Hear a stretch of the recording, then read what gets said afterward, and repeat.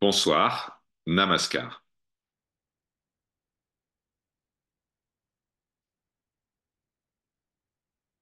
Chers amis, il y a ici l'inspiration de vous lire un texte magnifique de Swami Vivekananda au sujet du Bhakti Yoga, du yoga de la dévotion.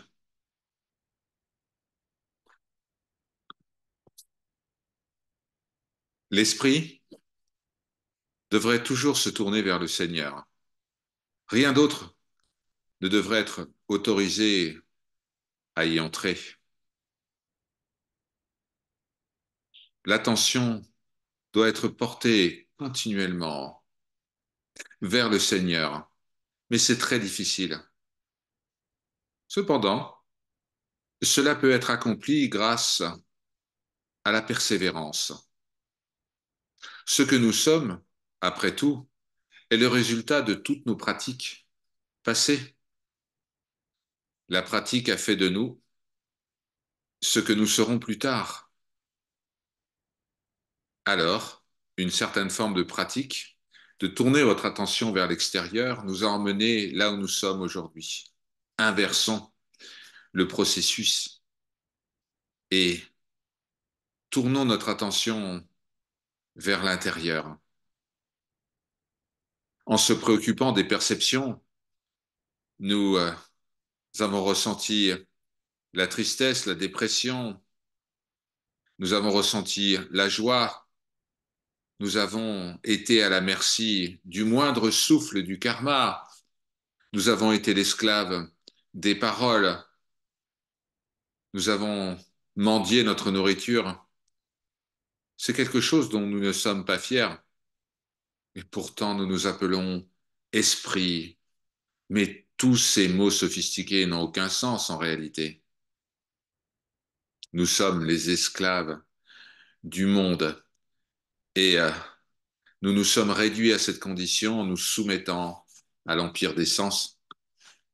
Alors, prenons l'autre voie, faisons demi-tour et pensons au Seigneur, seulement à lui. Lorsque le mental, un éléphant mal contrôlé, essaie de penser à autre chose, alors donnons-lui un bon coup afin qu'il revienne dans le droit chemin.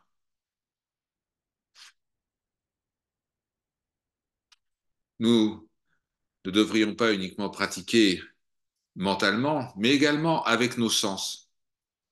Plutôt que d'entendre des choses au sujet du monde profane, eh bien, consacrons notre écoute à tout ce qui concerne le Seigneur.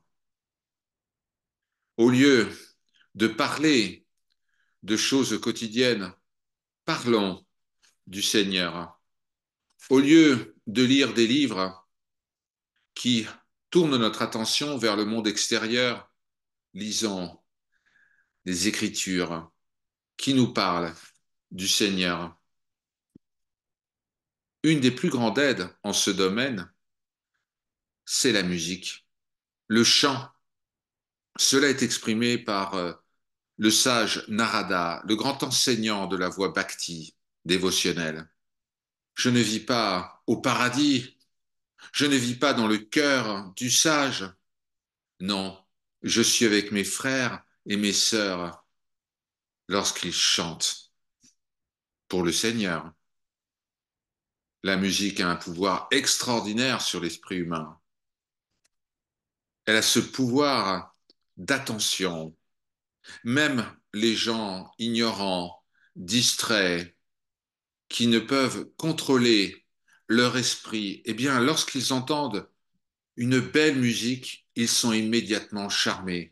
Même les animaux, les chiens et les lions, les chats et les serpents peuvent être charmés par la musique.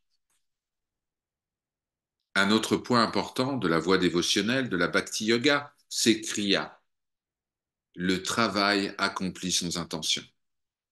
Faire du bien aux autres. Vous savez, le souvenir du Seigneur ne se manifestera pas dans un esprit égoïste.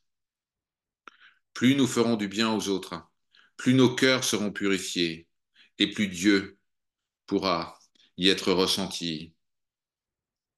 Selon nos textes sacrés, il y a 5 types de travaux, 5 types de bonnes actions qui sont indispensables. Le premier type, c'est l'étude des textes. Un homme ou une femme doit étudier un texte sacré tous les jours, un texte saint. Deuxièmement, le service du Seigneur, le rituel, quelle que soit la forme et le nom que nous donnons au Seigneur. Troisièmement, le service que nous devons à nos pères, à nos mères et à nos ancêtres. Quatrièmement, le service que nous devons aux autres êtres humains. En Inde, un homme n'a pas le droit de résider dans une maison tant qu'il n'a pas construit quelque chose pour les pauvres ou pour qui que ce soit d'autre qui soit dans le besoin. La maison doit toujours être ouverte, accueillir les pauvres et les nécessiteux. Alors là, on peut vraiment dire que la personne est une personne. Si l'on construit une maison seulement pour soi et pour son épouse, pour en profiter, si on ne construit que pour un couple ou même une famille, eh bien, on ne sera jamais un dévot du Seigneur. Ce serait très égoïste. De même, un homme ne peut pas cuisiner uniquement pour lui. Il doit le faire aussi pour les autres. Et il doit penser toujours à distribuer les restes. C'est une chose très commune en Inde que lorsque des marchandises arrivent sur le marché, des fruits, des légumes, fraises, des mangues, eh bien, on achète toujours un peu plus que nécessaire pour pouvoir le donner aux pauvres. Ce n'est seulement qu'après avoir distribué la nourriture à ceux qui en ont le plus besoin que nous mangeons. C'est un excellent exemple à suivre pour tous les pays. Sachez que les pauvres sont les représentants du Seigneur. Les pauvres sont les représentants du Seigneur. Et tous ceux qui souffrent sont également les représentants du Seigneur. Celui qui mange sans donner est un pécheur. Cinquièmement, nous avons un devoir vis-à-vis des animaux. C'est tout à fait diabolique de dire que les animaux ont été créés pour l'homme, qui peut faire ce qu'il veut avec eux. Il peut les tuer, les blesser. Ceci est une parole diabolique, ce n'est pas une parole divine. Imaginez, imaginez l'horreur de prendre des animaux et de les couper en deux pour voir si un nerf va bouger dans une certaine partie du corps. Un un jour viendra où les hommes seront tenus comme pénalement responsables s'ils créent de la souffrance animale. Cela sera inclus dans le code pénal de tous les pays.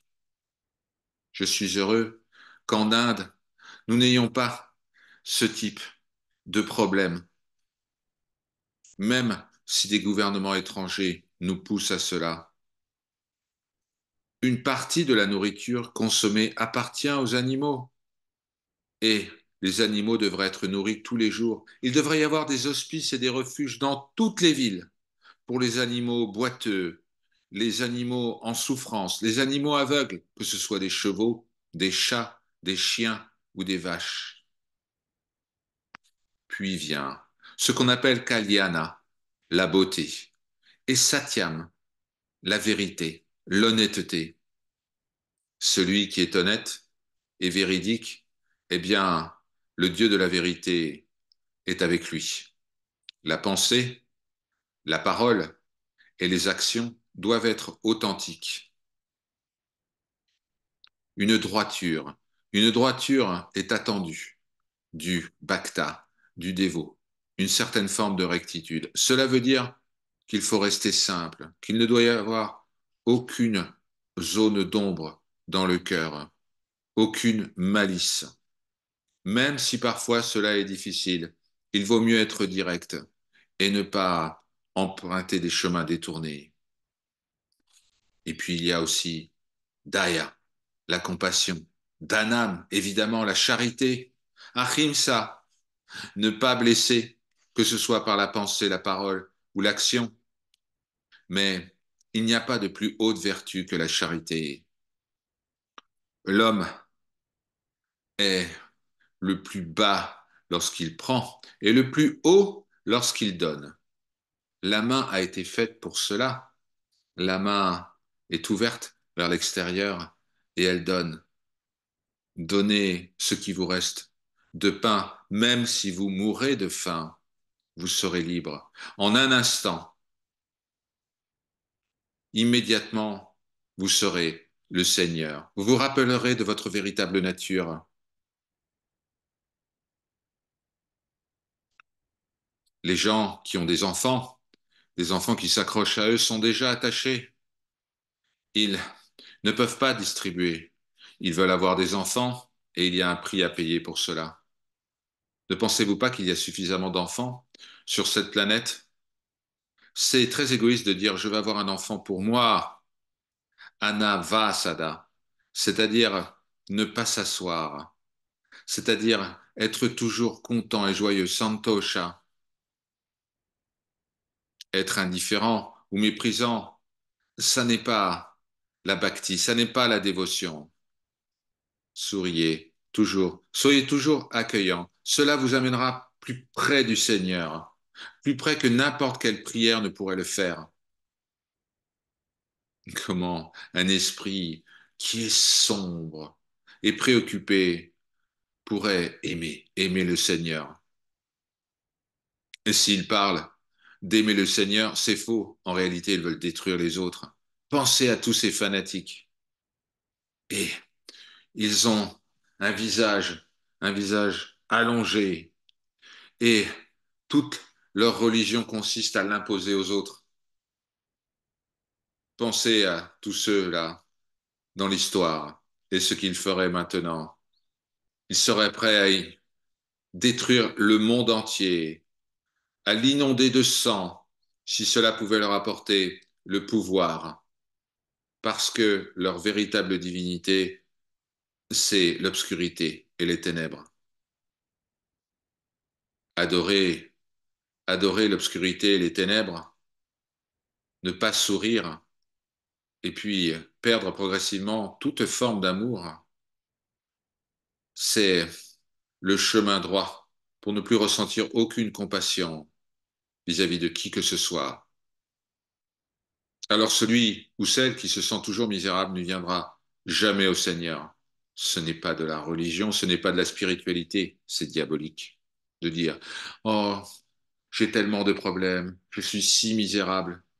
Chaque homme, chaque femme porte son fardeau, même si vous êtes face à des circonstances difficiles. Essayez de sourire, essayez de conquérir votre malheur. Croyez-vous que le Seigneur est atteint par ceux qui sont faibles? Ne soyez jamais faibles. Vous devez être fort. Vous devez avoir une force infinie en vous. Comment pourriez-vous conquérir quoi que ce soit sans cette force? Comment pourriez-vous vous souvenir du Seigneur? En même temps, vous devez éviter l'euphorie excessive. Cela est appelé udasa en sanskrit. Un esprit euphorique n'est jamais calme. Il devient instable.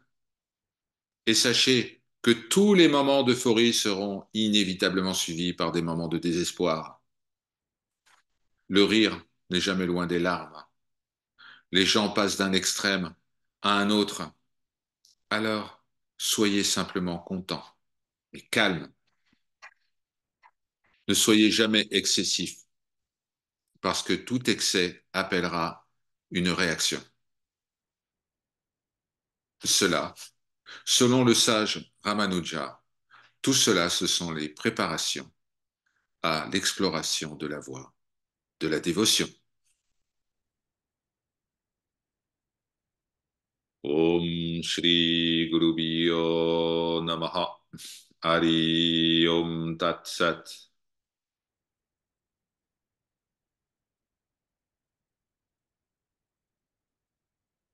Très belle journée de lumière.